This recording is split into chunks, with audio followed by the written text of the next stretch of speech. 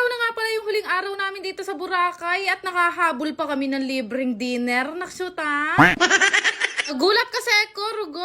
Kabut na lang kami binigyan ng free stub ngayong gabi. O diba, aliwala talaga rin Disney princess.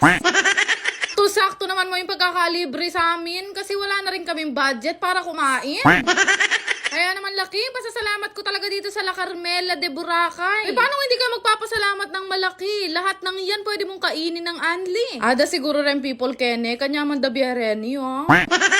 Diyos ka, nangangasdan pa mo kaming lahat sa mga sineserve nila sa amin. Paano hindi sila humihinto? Hindi pa kaya ata sila tapos mag-serve, nagugutom na ako kaya kumain na ako.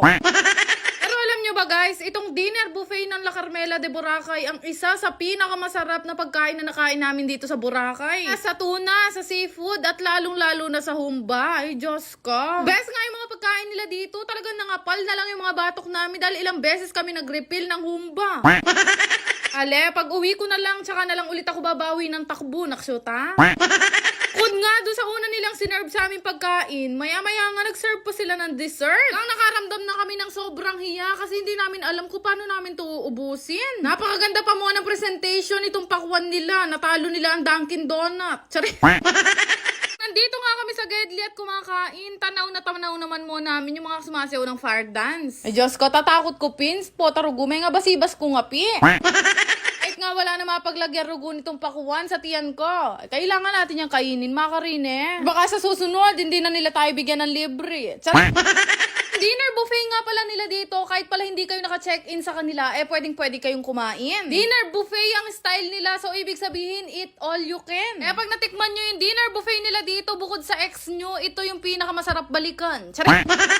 Fast forward, kinabukasan nga, dahil ito na nga yung araw ng flight namin, agad ko na nga inayos yung mga damit namin, lalo na yung mga pinalaundry ko kanina. Nakakalungkot ngang isipin na pauwi na kami ulit ng Pilipinas.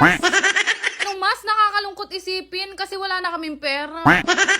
Ayun nga, ang flight namin ngayong araw, alas 2 nga ng tanghali. Man, alas 10 pa lang, sinundo na nga kami nitong agency kung saan nga kami din nag-book ng tour namin. Sama na rin kasi dito yung paghatid, sundo sa amin sa airport. Parang napakahirap mamaalam sa Boracay. Ang ganda kasi ng memories namin dito guys, at napakaganda rin ng naging experience naming lahat. Higit sa lahat, kailangan talaga financial ready ka bago ka pumunta ng Boracay. Pero ayun nga, nung mahatid na nga kami sa port nitong si Kuya Marco, namaalam na nga kami at napakabait talaga niya. Pagdating naman namin dito sa airport, Diyos ko, pinayani nga manuan ko. May nga delay kami po, naksyuta.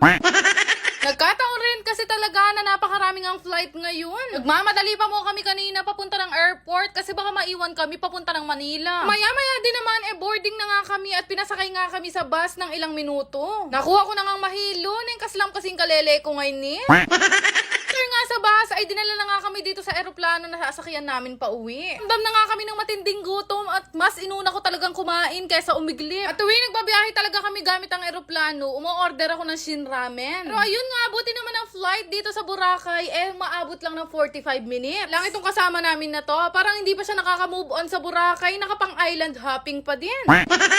Kala ko nga mag-isa lang siyang nakapang-outfit ng beach. Abay, nung bumaba tong isa, parang pupunta lang ng Puka Beach. Pero ayun nga, nakakalungkot mang isipin. Dito na nagtatapos ang ating trip sa Boracay. Ano naman pwede kayo mag-suggest kung saan pa kami pwede magpunta para pagka nagkapera kami, pupunta kami. Hanggang doon na lang muna ang chika ko for today's ganap. Maghahanap buhay muna ulit ako. Naksyuta. Yan lang naman. Salamat! Gusto ko lang i-share sa inyo itong pinaglilibangan ko ang laro na Masaya Game. Siyempre, ito po ay bawal sa mga bata at paalala lang, ito ay libangan lang. Para makagawa ka nga ng account dito, kailangan mo lang naman mag-register gamit ang iyong phone number, mag-create ng password, ilagay ang verification code at mag-confirm. Referral ID naman ay makikita mo nga sa comment section. Napakagaling nga kasi may pa-daily bonus talaga sila araw-araw. Ganun lang kadali, magkakaroon ka na nga ng account dito sa Masaya Game at napakaraming ang pwedeng pagpili ang laro dito. Siyempre, bago ka makapaglaro, ay kakailanganin mo muna nga mag-cash in gamit gamit nga ang inyong mga GCash account number. 100 pesos nga ang minimum, 30,000 naman ang maximum. After nga nun ay makakalaro na nga kayo at gaya nga nito, nilaro ko nga itong Golden Emperor na palagi ko nga nilalaro. Tutuwa ako dito kasi napakadali niya lang talagang laruin tapos ang laki talaga ng napapanalunan ko. Kakatuwa lang kasi kapag ka naiinip ako at wala talaga akong magawa, ito nga yung ginagawa kong libangan. Ay tingnan nyo naman, papindot-pindot lang ako, nananalo na ako ng malaki gaya nito. Siyempre, palagi kong ginagawa kapag ganito nakalaki yung napapanalunan ko, wini-withdraw ko na nga yan. Sobrang dali lang naman din mag-withdraw, ilalagay mo lang naman kung ilan yung amount na gusto mong withdrawin at siyempre, ang GCash account number mo. Kaya kung gusto nyo rin subukan, ilalagay ko na lang ang link sa comment section.